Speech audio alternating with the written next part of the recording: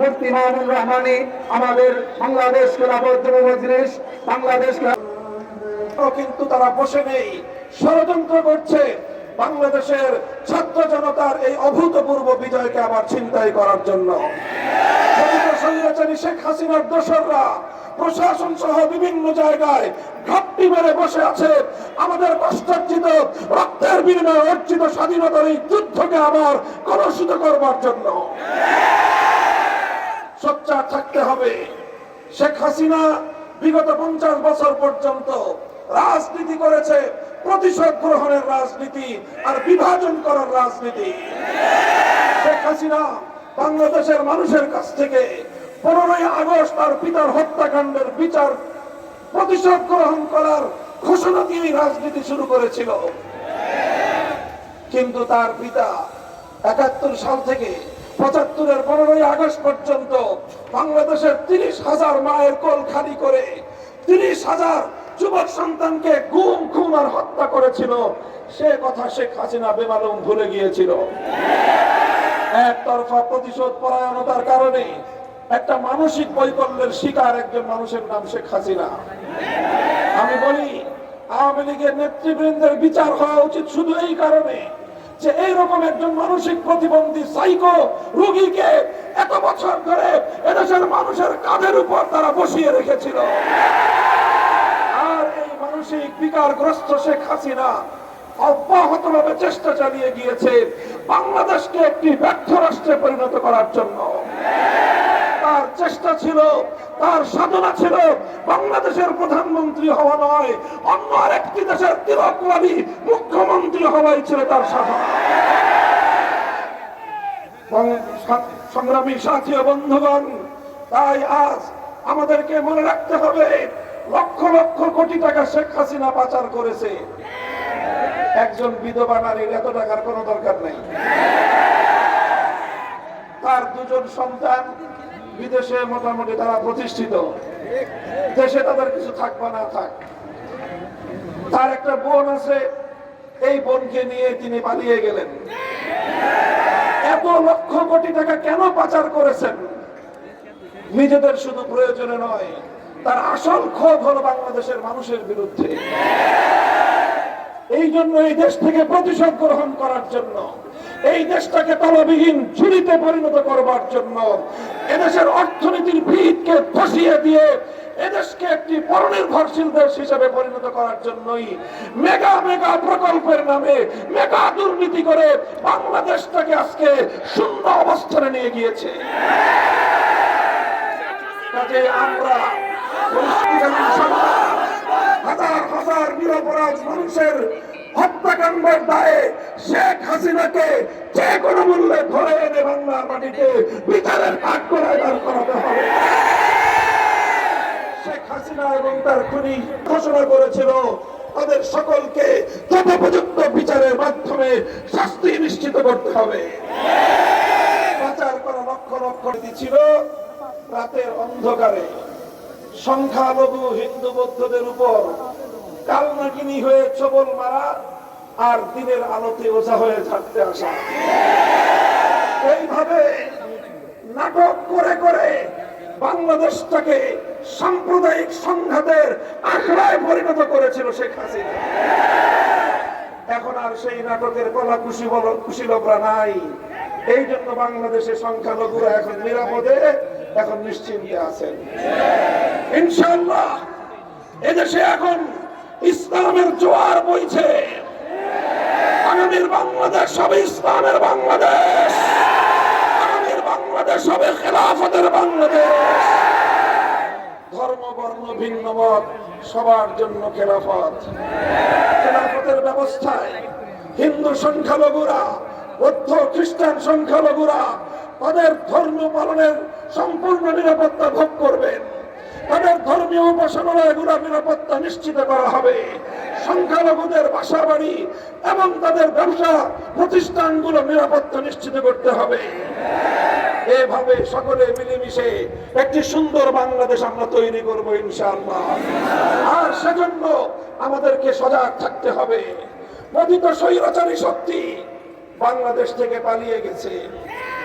কোথায় গেছে? ভারত সরকার তাকে আশ্রয় দিয়েছে, দেওয়ারই কথা। কারণ 15 বছর ভারতের এজেন্ডা বাস্তবায়ন করে বাংলাদেশের বিরুদ্ধে ষড়যন্ত্র করেছে শেখ হাসিনা। আর ভারত এদেশের মানুষের কোন আকাঙ্ক্ষাকে দুই পায়ে তোলে প্রতিটি জাতীয় নির্বাচনে তার সেবাদাসী শেখ হাসিনাকে বাংলাদেশের ক্ষমতার মসনদে বসিয়ে রাখবার জন্য এদেশের মানুষের ভোটের অধিকার নিয়ে ছিনিমিনি খেলেছে। সারা আন্তর্জাতিক বিশ্বের সামনে বাংলাদেশকে ছোট করে রাখবার সমস্ত আয়োজন ভারত করেছে। আর এই জন্য শেখ হাসিনা তাদেরকে যে সার্ভিস দিয়েছে, এখন সেই সার্ভিসের বিনিময়ে তাকে কিছুটা আশ্রয় দিতেই পারে। আমাদের সরকারের কাছে স্পষ্ট দাবি থাকবে, আন্তর্জাতিক আইন অনুযায়ী প্রয়োজনে রেড অ্যালার্ট জারি করে তার বিরুদ্ধে আইনানুগ ব্যবস্থা গ্রহণ করতে হবে। আর বলবো আমরা পরিষ্কার ভাষায়, ভারতে আছে, কিভাবে তার বিচার হবে সেটা বিচারিক প্রক্রিয়া। সেখানে বসে সীমান্তের অপর প্রান্তে বসে সে তাদের সীমান্ত প্রহরীদের মাধ্যমে আমার দেশের নাগরিকদেরকে গুলি করে হত্যা করার প্ররোচনা দিবে, এদেশের মানুষ বরদাস্ত করবে না। সীমান্তের কাছাকাছি আছে, চট করে ঢুকে পড়বেন বাংলাদেশে। এই বাংলাদেশ সেই বাংলাদেশ নয়। এই বাংলাদেশ মাথা উঁচু করা স্বনির্ভর বাংলাদেশ। এই বাংলাদেশ ছাত্র জনতার বাংলাদেশ। এই বাংলাদেশ আলেম। এদেশে আজ বিভাজন নাই। আমি বলবো, বিরোধী মত পথের যারা এতদিন পর্যন্ত স্বৈরাচারের নির্যাতনের শিকার হয়েছিলেন, আমাদের এখন ঐক্য ধরে রাখতে হবে। আমাদের মধ্যে বিভেদের সামান্য আভাস পেলেই পতিত স্বৈরাচারী শক্তি আবার ষড়যন্ত্রকে শক্তিশালী করবে। গতকাল আপনারা শুনেছেন, এই বাংলাদেশ খেলাফত মজলিস, জমিয়ত উলামা ইসলাম সহ সকলকে ঐক্যবদ্ধ থাকতে হবে দেশের স্বার্থ রক্ষার জন্য। মতবিরোধ থাকবে, মত পার্থক্য থাকবে, কিন্তু সেটা কখনোই যেন কোন নতুন স্বৈরাচার ফ্যাসিবাদকে অথবা পতিত স্বৈরাচারের জন্য বাংলাদেশে কোনো পথ উন্মুক্ত করে দিতে না পারে। ইনশাআল্লাহ এভাবে যদি আমরা ঐক্যবদ্ধ থাকতে পারি, ইনশাআল্লাহ নতুন বাংলাদেশ গড়ে উঠবে। 2024 সালের এই বিপ্লবের অন্যতম সৌন্দর্যের একটা দিক ছিল কি, আমাদের ছাত্ররা স্কুল কলেজ থেকে, ইউনিভার্সিটি থেকে রাজপথে নেমে এসেছে। আলিয়া মাদ্রাসা, কওমি মাদ্রাসা থেকে ছাত্ররা রাজপথে নেমে অভূতপূর্ব একটা ঐক্যের বন্ধন তৈরি করেছিল। তারা আন্দোলন চলছে, মিছিল চলছে, মিছিলের মধ্যখানে আজানের ওয়াক্ত হয়েছে। আজান দিয়ে নামাজের মাধ্যমে তারা বাংলার মাটিতে তার জায়নামাজে দাঁড়িয়ে রাজপথে সেজদা করে আল্লাহর দরবারে ফরিয়াদ করে খোদার সাহায্য কামনা করেছে। এভাবেই এই বিপ্লব সফল হয়েছে। কাজেই আগামী দিনে এই ধারায় অব্যাহত রাখতে হবে। এটাই বাংলাদেশের প্রকৃত চিত্র। ইনশাআল্লাহ বৈষম্যহীন, পূর্ণাঙ্গ ইনসাফপূর্ণ এক সমাজ গড়তে হলে আমরা বিশ্বাস করি পরিপূর্ণ বৈষম্যহীন সমাজ একমাত্র আল্লাহ প্রদত্ত জীবন ব্যবস্থার মাধ্যমেই সম্ভব।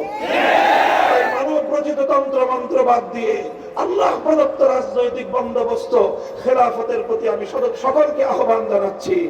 আপনারা বাংলাদেশ খেলাফত মজলিস, বাংলাদেশ খেলাফত যুব মজলিস সহ ছাত্র মজলিসের পতাকা তলে শামিল হন। ইনশাআল্লাহ আগামী দিনে ইনসাফপূর্ণ একটি সমাজ গঠনে আমাদের এই প্রচেষ্টা অব্যাহত থাকবেন তো ইনশাআল্লাহ। আল্লাহ রাব্বুল আলামিন আপনাদেরকে কবুল করুন। বাংলাদেশকে আল্লাহ পাক সকল ষড়যন্ত্রের হাত থেকে রক্ষা করুন। ওয়া আখিরু দাওয়ানা আলহামদুলিল্লাহি রাব্বিল আলামিন। বাংলাদেশ জিন্দাবাদ, বাংলাদেশ খেলাফত মজলিস জিন্দাবাদ। সাম্প্রদায়িক সংঘাতের আখড়ায় পরিণত করেছিল শেখ হাসিনা। এখন আর সেই নাটকের কলা কুশীলকরা নাই। এই জন্য বাংলাদেশের সংখ্যালঘুরা এখন নিরাপদে, এখন নিশ্চিন্তে আছেন। ইনশাআল্লাহ এদেশে এখন ইসলামের জোয়ার বইছে। আগামীর বাংলাদেশ হবে ইসলামের বাংলাদেশ, আগামীর বাংলাদেশ হবে খেলাফতের বাংলাদেশ। ধর্ম বর্ণ ভিন্ন মত সবার জন্য খেলাফত। খেলাফতের ব্যবস্থায় হিন্দু সংখ্যালঘুরা, বৌদ্ধ খ্রিস্টান সংখ্যালঘুরা তাদের ধর্ম পালনের সম্পূর্ণ নিরাপত্তা ভোগ করবেন। তাদের ধর্মীয় উপাসনালয়গুলোর নিরাপত্তা নিশ্চিত করা হবে। সংখ্যালঘুদের বাসা বাড়ি এবং তাদের ব্যবসা প্রতিষ্ঠানগুলো নিরাপত্তা নিশ্চিত করতে হবে। এভাবে সকলে মিলেমিশে একটি সুন্দর বাংলাদেশ আমরা তৈরি করবো ইনশাআল্লাহ। আর সেজন্য আমাদেরকে সজাগ থাকতে হবে। পতিত স্বৈরাচারী শক্তি বাংলাদেশ থেকে পালিয়ে গেছে। কোথায় গেছে? ভারত সরকার তাকে আশ্রয় দিয়েছে, দেওয়ারই কথা।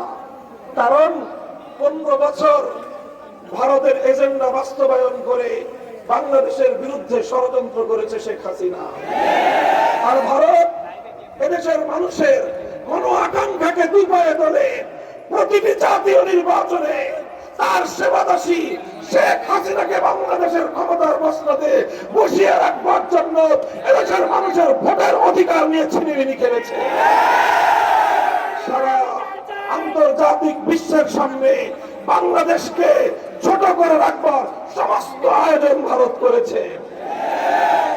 আর এই জন্য শেখ হাসিনা তাদেরকে যে সার্ভিস দিয়েছে, এখন সেই সার্ভিসের বিনিময়ে তাকে কিছুটা আশ্রয় দিতেই পারে। আমাদের সরকারের কাছে স্পষ্ট দাবি থাকবে, আন্তর্জাতিক আইন অনুযায়ী প্রয়োজনে রেড অ্যালার্ট জারি করে তার বিরুদ্ধে আইনানুগ ব্যবস্থা গ্রহণ করতে হবে। আর বলবো আমরা পরিষ্কার ভাষায়, ভারতে আছে, কিভাবে তার বিচার হবে সেটা বিচারিক প্রক্রিয়া।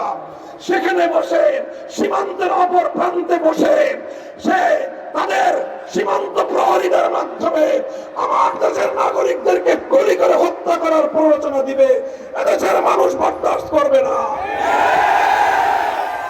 সীমান্তের কাছাকাছি আছে, চট করে ঢুকে পড়বেন বাংলাদেশে। এই বাংলাদেশ সেই বাংলাদেশ নয়। এই বাংলাদেশ মাথা উঁচু করা স্বনির্ভর বাংলাদেশ। এই বাংলাদেশ ছাত্র জনতার বাংলাদেশ। এই বাংলাদেশ আলেম।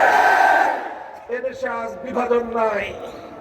আমি বলবো, বিরোধী মত পথের যারা এতদিন পর্যন্ত স্বৈরাচারের নির্যাতনের শিকার হয়েছিলেন, আমাদের এখন ঐক্য ধরে রাখতে হবে। আমাদের মধ্যে বিভেদের সামান্য আভাস পেলে পতিত স্বৈরাচারী শক্তি আবার ষড়যন্ত্রকে শক্তিশালী করবে। গতকাল আপনারা শুনেছেন, এই বাংলাদেশ খেলাফত মজলিস জমিয়ত উলামা ইসলাম সহ সকলকে ঐক্যবদ্ধ থাকতে হবে দেশের স্বার্থ রক্ষার জন্য। মতবিরোধ থাকবে, মত পার্থক্য থাকবে, কিন্তু সেটা কখনোই যেন কোন নতুন স্বৈরাচার ফ্যাসিবাদকে অথবা পতিত স্বৈরাচারের জন্য বাংলাদেশে কোনো পথ উন্মুক্ত করে দিতে না পারে। ইনশাআল্লাহ এভাবে যদি আমরা ঐক্যবদ্ধ থাকতে পারি, ইনশাআল্লাহ নতুন বাংলাদেশ গড়ে উঠবে। 2024 সালের এই বিপ্লবের অন্যতম সৌন্দর্যের একটা দিক ছিল কি, আমাদের ছাত্ররা স্কুল কলেজ থেকে ইউনিভার্সিটি থেকে রাজপথে নেমে এসেছে। আলিয়া মাদ্রাসা, কওমি মাদ্রাসা থেকে ছাত্ররা রাজপথে নেমে অভূতপূর্ব একটা ঐক্যের বন্ধন তৈরি করেছিল। তারা আন্দোলন চলছে, মিছিল চলছে, মিছিলের মধ্যখানে আজানের ওয়াক্ত হয়েছে। আজান দিয়ে নামাজের মাধ্যমে তারা বাংলার মাটিতে তাহার জায়নামাজে দাঁড়িয়ে রাজপথে সেজদা করে আল্লাহর দরবারে ফরিয়াদ উত্তর ফরিয়াদ করে খোদার সাহায্য কামনা করেছে। এভাবেই এই বিপ্লব সফল হয়েছে। কাজেই আগামী দিনে এই ধারায় অব্যাহত রাখতে হবে। এটাই বাংলাদেশের প্রকৃত চিত্র। ইনশাআল্লাহ বৈষম্যহীন, পূর্ণাঙ্গ ইনসাফপূর্ণ এক সমাজ গড়তে হলে আমরা বিশ্বাস করি পরিপূর্ণ বৈষম্যহীন সমাজ একমাত্র আল্লাহ প্রদত্ত জীবন ব্যবস্থার মাধ্যমেই সম্ভব। তাই মানব রচিত তন্ত্র মন্ত্র বাদ দিয়ে আল্লাহ প্রদত্ত রাজনৈতিক বন্দোবস্ত খেলাফতের প্রতি আমি সকলকে আহ্বান জানাচ্ছি। আপনারা বাংলাদেশ খেলাফত মজলিস, বাংলাদেশ খেলাফত যুব মজলিস সহ ছাত্র মজলিসের পতাকা তলে শামিল হন। ইনশাআল্লাহ আগামী দিনে ইনসাফপূর্ণ একটি সমাজ গঠনে আমাদের এই প্রচেষ্টা অব্যাহত থাকবেন তো ইনশাআল্লাহ। আল্লাহ রাব্বুল আলামিন আপনাদেরকে কবুল করুন। বাংলাদেশকে আল্লাহ পাক সকল ষড়যন্ত্রের হাত থেকে রক্ষা করুন। ওয়া আখিরু দাওয়ানা আলহামদুলিল্লাহি রাব্বিল আলামিন। বাংলাদেশ জিন্দাবাদ, বাংলাদেশ খেলাফত মজলিস জিন্দাবাদ।